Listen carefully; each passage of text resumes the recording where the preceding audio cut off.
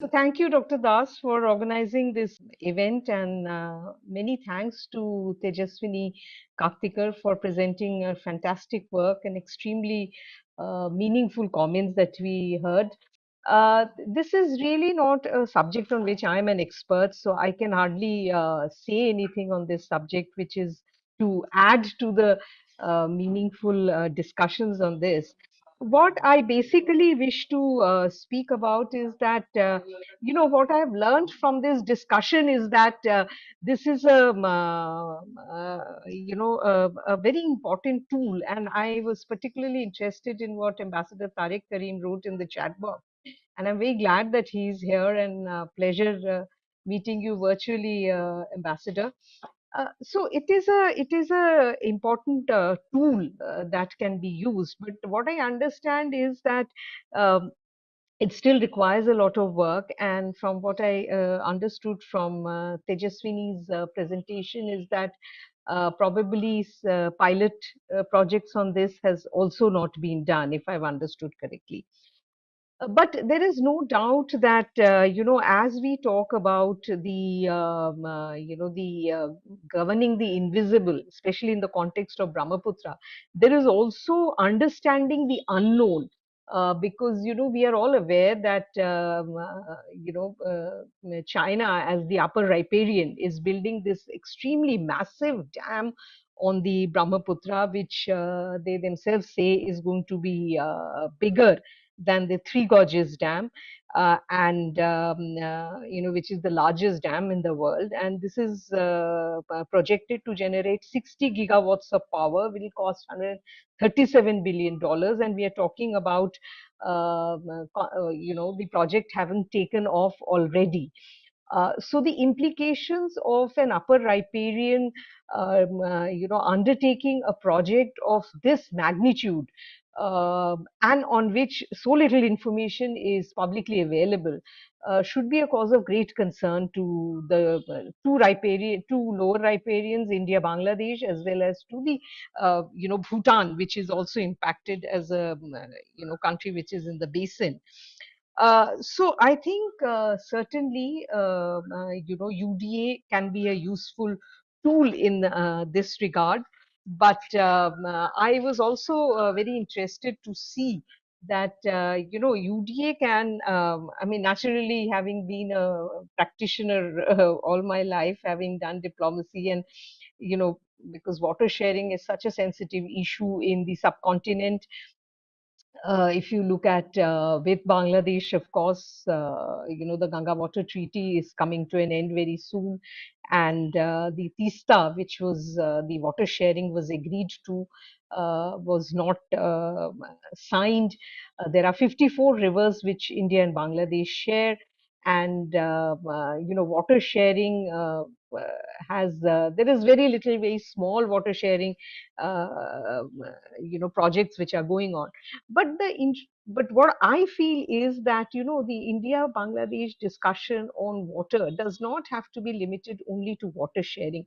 UDA is exactly the kind of technology, the kind of governing framework which we can share, which we can talk about, which can be extremely useful in terms of dealing with as sensitive an issue as water. And we don't have to start at the massive water system like the Ganga or the Tista or the sensitive ones. There are n number of small rivers which flow through India into Bangladesh. There are a couple of rivers which flow from India into Bangladesh, then come back to India, where, strangely, we are both the upper riparian as well as the lower riparian. So, and obviously, water is an issue on which all stakeholders are involved. And, we heard from the experts that at the end of the day, we do all this for the community, even in the broader context of your foreign policy, your engagement with your neighbors or with other powers.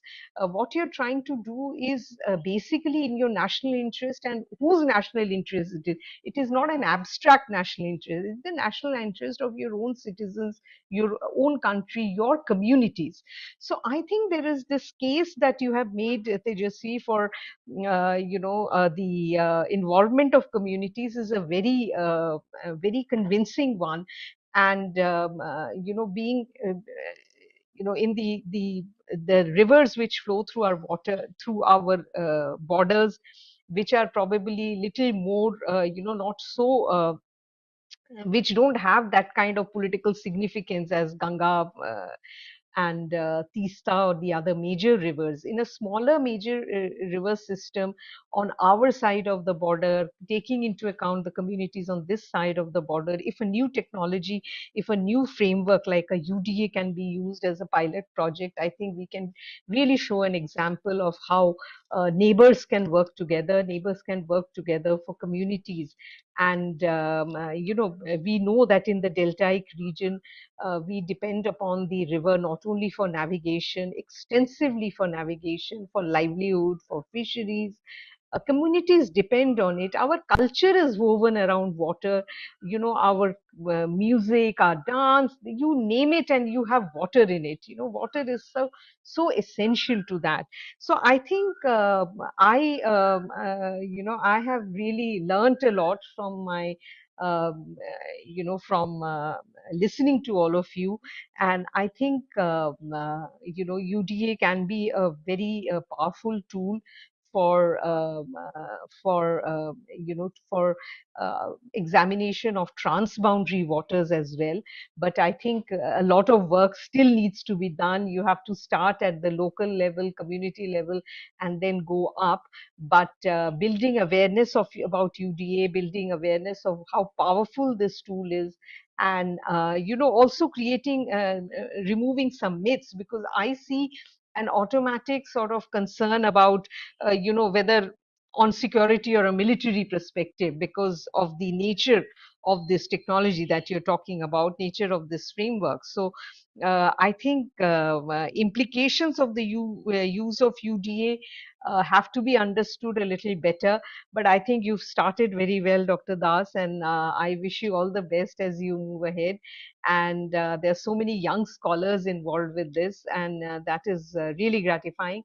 And I'm sure in some days to come, maybe we can actually use UDA for constructive discussion between an upper riparian, lower riparian, middle riparian, in understanding what is under the waters, as you said, and also what is unknown to us, as I flagged. Thank you so much for giving me this opportunity.